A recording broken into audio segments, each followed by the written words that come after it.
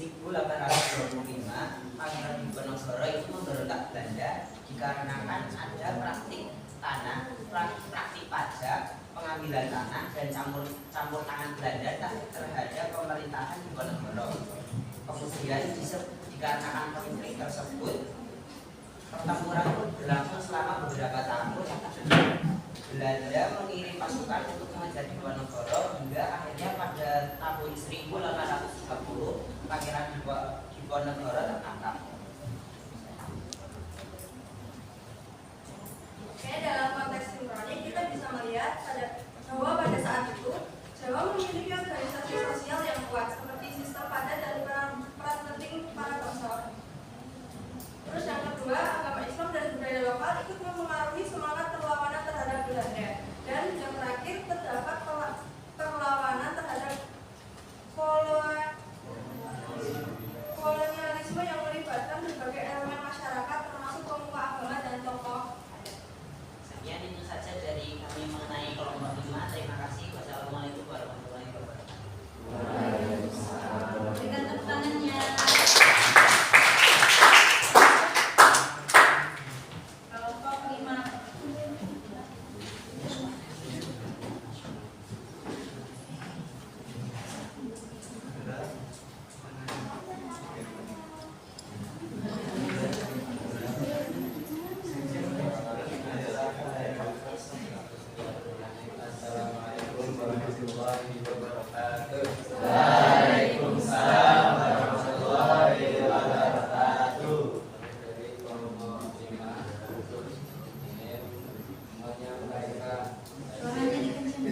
Hasil wawancara dengan kelompok 6 ya, mengenai kedatangan bangsa Eropa. Kedatangan bangsa Eropa bermula pada 1498 ketika Vasco da Gama menemukan jalur laut ke India. Dilanjut Portugis yang menaklukkan Malaka pada tahun 1511. Pada 1512 Portugis sampai ke Maluku dan bekerjasama dengan raja lokal dan membangun benteng di sana. Singkatnya, 1619 Belanda merebut Jayakarta menjadi Batavia. Lalu pada 1602 Belanda mendirikan VOC untuk monopoli perdagangan. Setelah itu tahun 1811 sampai 1816 Inggris sempat memerintah Jawa di bawah Thomas Stamford Raffles. Dan pada tahun 1800 VOC dibubarkan pemerintah Hindia Belanda dan diambil alih menjadi pemerintah kolonial Hindia Belanda. Kemudian analisis sinkrosiknya yang pertama, kondisi politik. Pada saat itu VOC menjalin aliansi dan konflik dengan kerajaan lokal untuk menguasai wilayah Inggris. Kemudian kondisi ekonominya itu terjadi monopoli oleh VOC, eksploitasi sumber daya lokal. Kemudian untuk kondisi sosialnya muncul jurang sosial antara elit lokal, rakyat biasa dan kolonial. Kemudian untuk kondisi budayanya muncul akulturasi budaya dan penyebaran agama Kristen di Indonesia. Kemudian untuk budaya, kemudian untuk militer, VOC membangun benteng dan mengerahkan kekuatan bersenjata untuk melawan pemberontakan dari rakyat. Kemudian untuk segi pendidikan, akses pendidikan itu hanya bisa diakses oleh kalangan tertentu saja. Sekian dari kami, banyak salah dan kurangnya mohon dimaafkan. Wassalamualaikum warahmatullahi wabarakatuh. Waalaikumsalam warahmatullahi wabarakatuh. Dengan tepuk tangannya.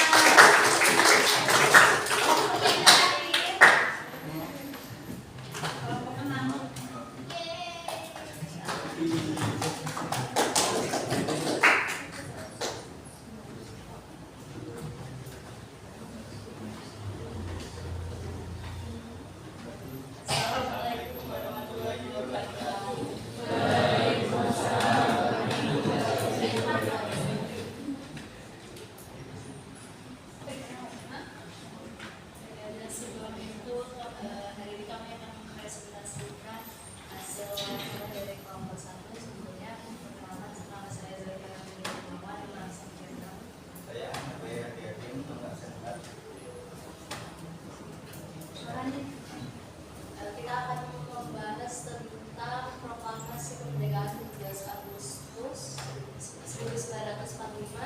dalam bentuk analisis diakronik dan analisis simbolik.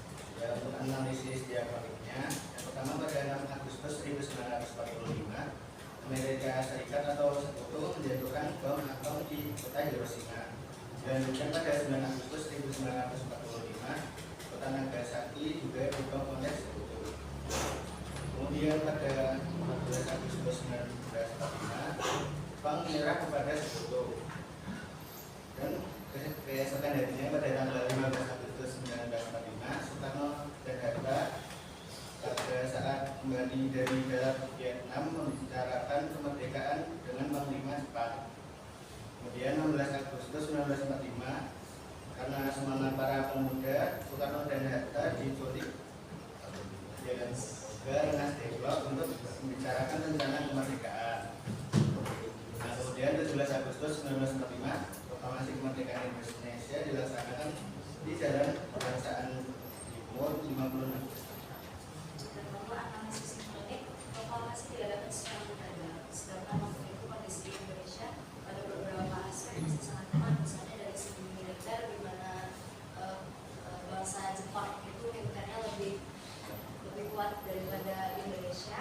Lalu dari segi ekonomi dan segi politik, karena Jepang itu yang memerintah di Indonesia. Tapi pada berbagai aspek lainnya, bangsa Indonesia itu punya kekuatan untuk mempertahankan kemerdekaannya. Misalnya bangsa Indonesia itu selalu semangat dan bergerak untuk mengikuti perkembangan di perang. Lalu di Indonesia terjadi kekosongan pemerintah di mana Jepang itu kan dibom Hiroshima, jadi mereka mengambil peluang itu untuk mempersiapkan kemerdekaannya. Terus sepakat untuk melaksanakan kemerdekaan, dan para pemuda waktu itu benar-benar sudah siap menghadapi segala resiko sampainya dibuat semboyan merdeka atau mati. Sudah, itu saja dari kami. Terima kasih. Wassalamualaikum warahmatullahi wabarakatuh.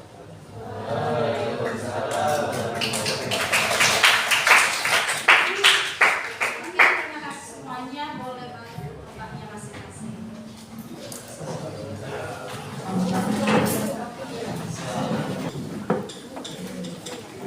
Oke, karena hari ini tadi kita belajar tentang sinkronik dan diakronik.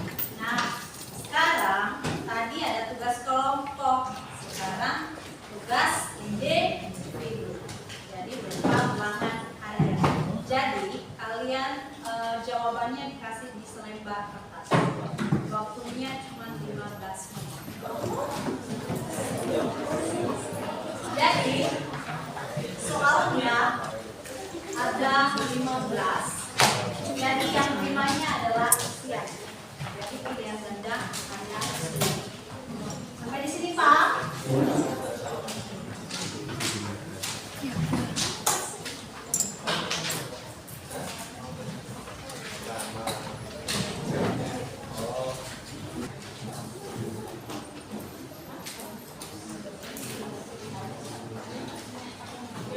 Sudah boleh dimulai.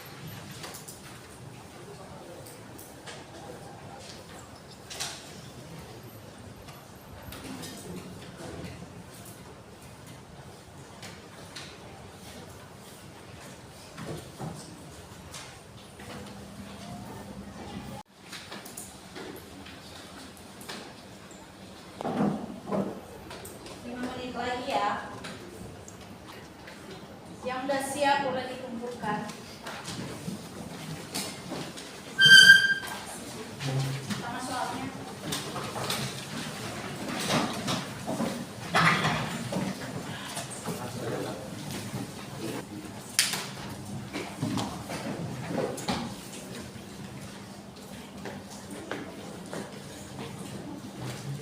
Sudah semua?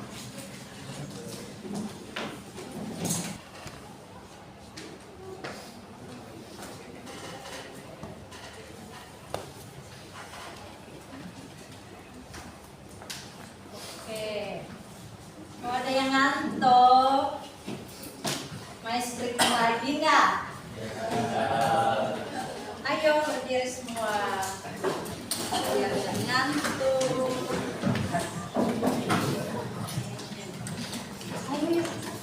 Oke, ice breakingnya yaitu masih ingat nggak yang minggu lalu? Yang menjauh mendekat? Menjauh. Jadi kalian berhadapan-hadapan. Oh ya.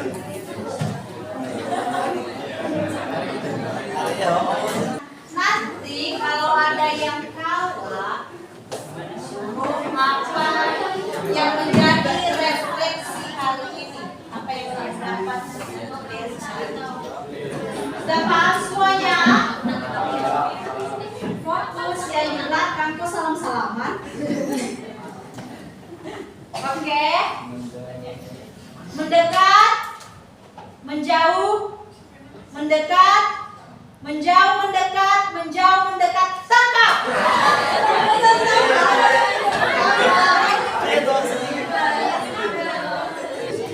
Kita ulang ya, yang di belakang. Kita ulang, fokus. Mendekat, mendekat, menjauh, mendekat, menjauh, mendekat, menjauh, tangkap.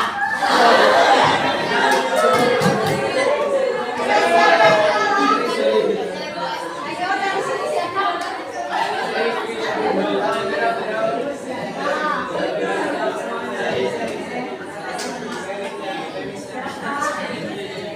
Satu orang ke depan. Siapa lagi? Masa benar semua? Ada yang ketangkap. Siapa yang menangkap? Kita ulang ya, ini nanti harus ke depan. Fokus. Menjauh. Mendekat. Menjauh. Mendekat. Tangkap. Menjauh. Mendekat. Menjauh, tangkap. Yang ditangkap kalah. Ayo, satu orang. Siapa sih yang kalah? Ayo ke depan. Siapa lagi? Di sini.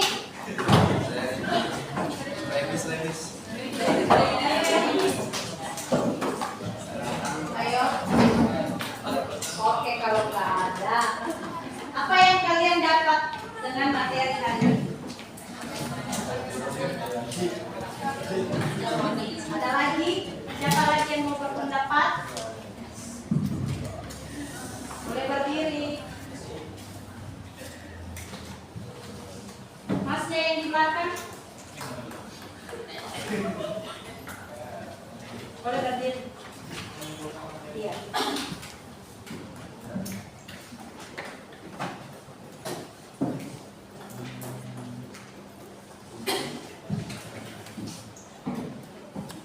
Jadi hari ini kita belajar tentang cara berpikir diakronik dan sinkronik. Jadi diakronik itu belajar dengan konsep berpikir sejarah mempelajari atau menjadi sesuatu tertentu dengan kurun waktu yang panjang untuk melihat adanya perubahan dan perkembangan.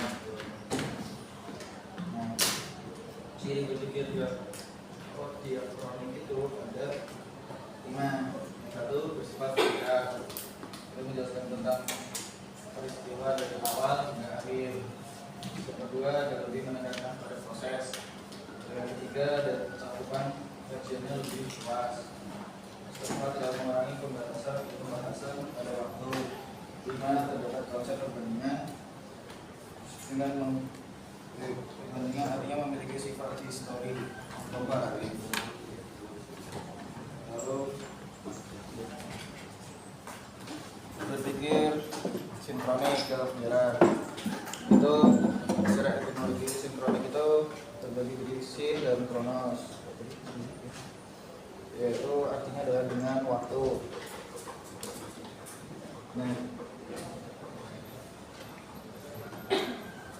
sinkronik itu diartikan sebagai segala sesuatu yang bersangkutan dengan peristiwa yang terjadi pada suatu masa. Jadi, sinkronik merupakan konsep berpikir sejarah yang mempelajari struktur waktu peristiwa sejarah dalam waktu atau masa tertentu. Nah, ciri-cirinya itu ada 7, yaitu adalah 1. Mempelajari peristiwa yang terjadi pada masa tertentu. 2. Mempelajarinya harus fokus kepada pola-pola, gejala, dan karakter peristiwa. 3. Tidak mempunyai konsep perbandingan. 4. Memiliki jangkauan peristiwa yang sempit dan terbatas. 5. Mempelajari secara lebih mendalam tetapi singkat. 6. Kajiannya sistematis. 7. Sifatnya horizontal, yaitu memanjang dalam ruang tetapi terbatas dalam waktu. Lalu ada lagi periodisasi sejarah. Itu ada beberapa tujuannya, yaitu membantu mempermudah memahami sejarah, membantu mengklasifikasikan peristiwa-peristiwa sejarah, memudahkan dalam menganalisis perkembangan, menyederhanakan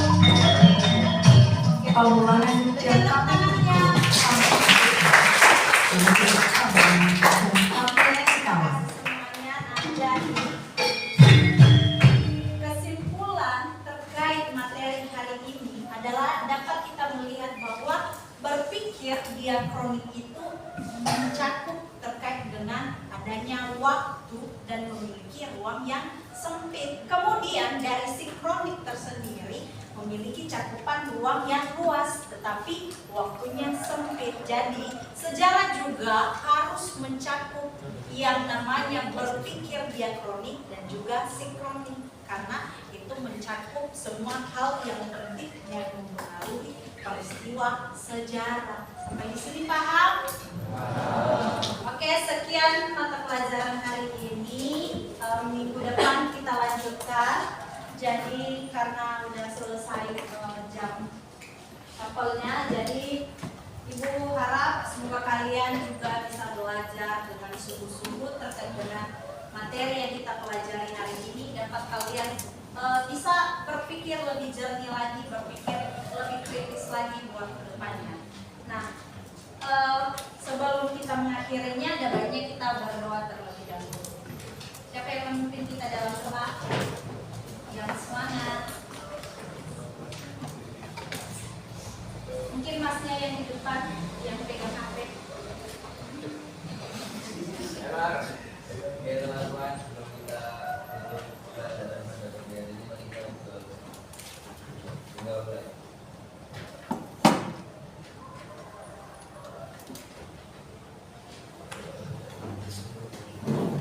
Terima kasih semuanya. Selamat pagi. Bye.